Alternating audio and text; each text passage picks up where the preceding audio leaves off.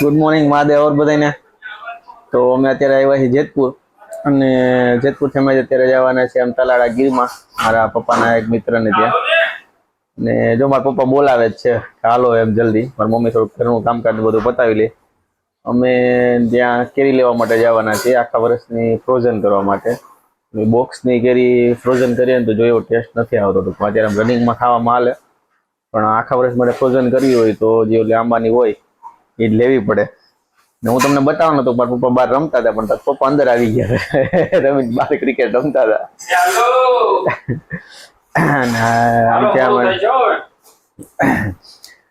ઉતાવળા થઈએ કેરી માટે. મમ્મી ને વધુ તૈયાર થવા ગયા છે. થોડી વારમાં નીકળીએ તલાળા જવા માટે. પપ્પા આવે આવે. તલાળામાં આપણે કઈ જગ્યાએ જવાનું છે? તાલાળા સાસણની આજુબાજુ કેરી લેવા માટે જવાનું છે, ફ્રોઝન કરવા માટે. બાકી ઓલી રનિંગ પ્રોગ્રામ છે, મારા સ્ટાફના મિત્રો ગયા છે ને મારા પપ્પાના સ્ટાફના મિત્રો બધા ત્યાં છે, તો એની સાથે વનભોજનનો પ્રોગ્રામ છે. અત્યારે લગી ઓલી કેરી ખાધી એમાં મજા ન આવી કા બોક્સની કેરીમાં? દર વર્ષે ઓમાં લેતા હોય બગીચામાં ઉતારતા હોય ને એટલે ઓલી ડાયરેક્ટ ઘરેથી જ ઉતારેલી હોય એટલે એ ટેસ્ટ ને મીઠાશ વધારે લાગે. હાલે ટૂંકમાં એમ ઘરના બગીચામાંથી એમ આપણે હગાવાલાના એમ કઈ કેમિકલ કે કઈ આ તે ન હોય એટલે મજા આવે. ટૂંકમાં ટેસ્ટી લાગે, વ્યવસ્થિત. આખા વર્ષની ફ્રોઝન એમાંથી જ થાય છે.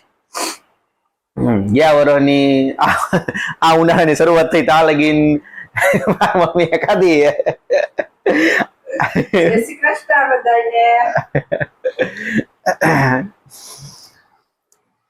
તો થોડી વારમાં અમે નીકળીએ. રૂટ પછી આપણે ડિસાઈડ કરશું ક્યાંથી ક્યાં જવું. અત્યારે તો તલાળા સાસણગીરમાં જવાનું છે, એ જોઈએ. તો આપણે વાત થઈ હતી એ પ્રમાણે અમે સવારે અત્યારે નીકળી ગયા છીએ. અને આ કેમ નીંદર આવે ભાઈ?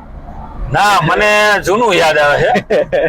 જયારે તને મેં 8મા ધોરણમાં અહીંયા મૂક્યો હતો ને બરવાડા જ્ઞાનપીઠ વિદ્યાપીઠ, ઈ યાદ આવે છે ને એટલે મને હસવું આવે, નીંદર નથી આવતી. એવું રોતોય બહુ ન જાવ નથી એવું પપ્પા, મને અહીંથી લઈ જાઓ એવું તું કેતો ને, એ મને બધું યાદ આવે ને એટલે. હું તમને બતાવું, મારી હોસ્ટેલ આવી એક જ મિનિટ. સૌરાષ્ટ્ર જ્ઞાનપીઠ બરવાડા કોલેજ ચોકડી કહેવાય. અહીંયા તને ભણવા મૂક્યો યાદ છે ને? હા, આ હોસ્ટેલ છે જ્યાં મેં 5 થી 8 ધોરણ 10 ધોરણ સુધી હું ભણ્યો છું. આમાં અંદર ની અંદર રહેવાનું, બહાર કે આવવાનું નહીં, 4 દિવાલની અંદર જ. મજા આવતી કા બેટા? 1 વર્ષ 2 વર્ષ એવું લાગ્યું, પણ પછી કઈ પ્રોબ્લેમ નથી થયો. મજા તો બહુ ગીરી છે. આ હોસ્ટેલ છે અને અત્યારે તો વેકેશન છે એટલે કોઈ સ્ટુડન્ટ ક્યાં તે હશે નહીં કોઈ. બરવાડા ચોકડી થાય. અહીંથી આપણે અત્યારે જ્યાં જવાનું છે તે વડિયા થઈને જવાનું છે. વડિયા? સોરી, કેવું? વાવડી વડિયા નહીં, વડિયા તો આમ આવે.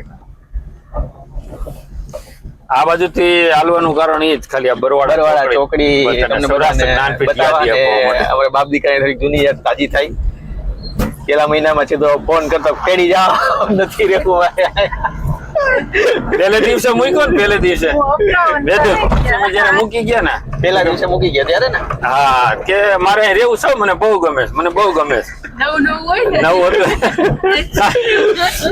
રાત પડી ને તો રાતે 11 વાગે ફોન આવ્યો અને રોવે, હો ભાઈ મને તેડી જાઓ, મારે અહીં રહેવું નથી, મને નીંદર નથી આવતી, મને તાવ આવી ગયો પપ્પા. 5 હતા ભાઈ તાવ, મને હજી યાદ હોય, ખરેખર આવ્યો હતો. 6 વાગ્યા મેં જ્ઞાન થતો એને તાવે આવી ગયો. બોલો.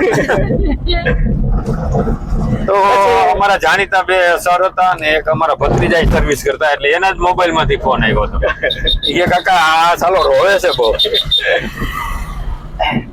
1 મહિનો એવું લાગ્યું. પછી પેલા મહિને મળવા આવ્યા ને ત્યારે હું રોતો હતો. મમ્મી એમ પૂછે કેમ રોવે? મને રોવા દો ખાલી. હું તમને બધાને જોઈને રોવ તોય મૂકીને ગયા. રાત્રે ફોન કર્યો ને પછી હું બીજે દી પાછો આવ્યો. એક મળવા આવ્યા હતા. હા, તરત જ. એક રાજુભાઈ મોણપરા કરીને હતા, તમારા પીટી શિક્ષક. એને બહુ સમજાયો તને. અમે બેઠા અને છેલ્લે તે એમ કીધું હું જેતપુર થી અપડાઉન કરે પપ્પા, મને નીંદર નથી આવતી.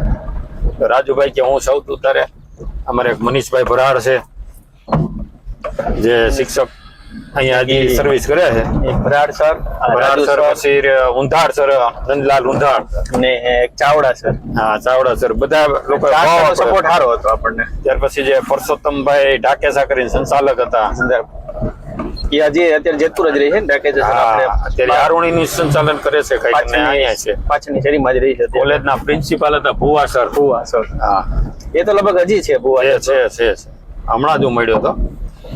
જે લોકો બધા એને આપણે હજી સંબંધ એવા ને એવા છે.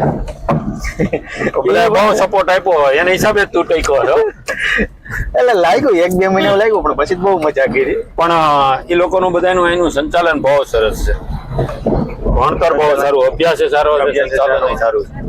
અને સવારમાં એક્સરસાઇઝ છે, પછી ગીતાના પાઠ છે, એટલે એ લોકોનું બહુ સારું છે. આ પરબ વાવડી આવી ગયો, પરબ વાવડી આવી ગયું છે. અને આપણે અત્યારે બીજી વાત કરું એક પર બોલી જાઓ. મારા મમ્મી થી મોટા બેન એટલે મારા માસી અહીંયા રહીએ છો. હા બરાબર, મારા પપ્પાના માસીના ગામમાંથી નીકળી હતી તો. અને તારા મમ્મી ના મામા રહીએ હો વેદો. ઓકે, તો વધુના મમ્મીના મામાના ગામમાંથી, મારા પપ્પાના માસીના ગામમાંથી. મારે તો અહીં ઓલા કાઠિયાવાડી કહેવત હતી ને એના જેવો, મારે તો મારા માસીના ખોયડા છે. હા ભાઈ, હા. થોડુંક અમે ગામ પસાર કરી લઈએ, પછી આગળ શૂટ કરીએ. દેવદાસ, અમર દેવદાસ. પરબ વાવડી ગામની બહાર નીકળ્યા એટલે સીધું આપણે પરબ જગ્યા આવી છે.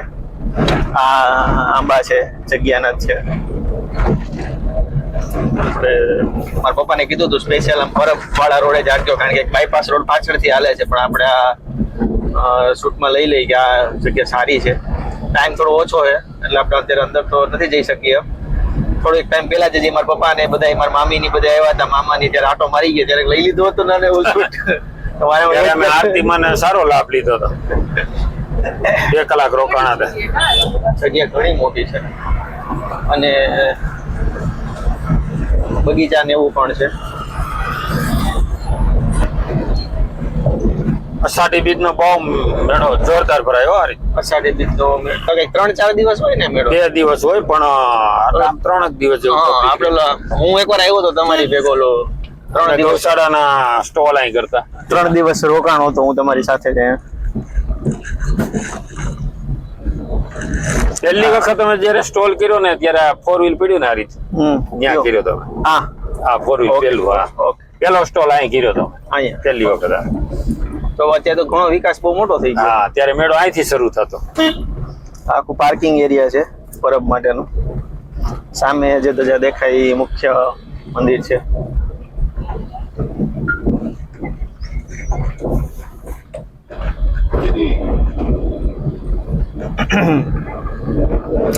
અને મંદિરનો ગેટ આઈ થિંક 2 ગેટ છે એવું કંઈક છે ને? 5 છે બેટા. કેટલા? 5 ગેટ છે. અત્યારે આ એક ખુલ્લો છે 5 નંબરનો. 5 નંબરનો એક મેઇન ગેટ ખુલ્લો છે, અહીંથી સીધો ડાયરેક્ટ. અમે અત્યારે બિલખા રોડ ઉપર છીએ અને મારા પપ્પા કે એમ એકાદો વરસાદ થઈ ગયો તો અત્યારે લીલોતરી કંઈક અલગ લેવલે હોત. તો છે થોડી ઘણી, વાંધો નથી. એ સામે એક્ઝેક્ટ આપણને અત્યારે ગિરનાર દેખાય છે.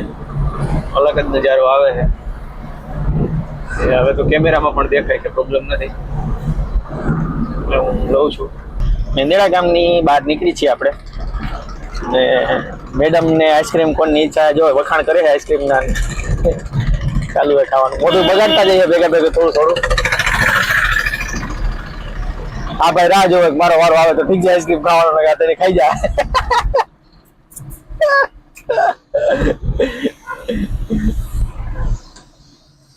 આમનું ધ્યાન જ નથી, એનું ધ્યાન અત્યારે ઓનલી ફોકસ આઈસ્ક્રીમ જ છે.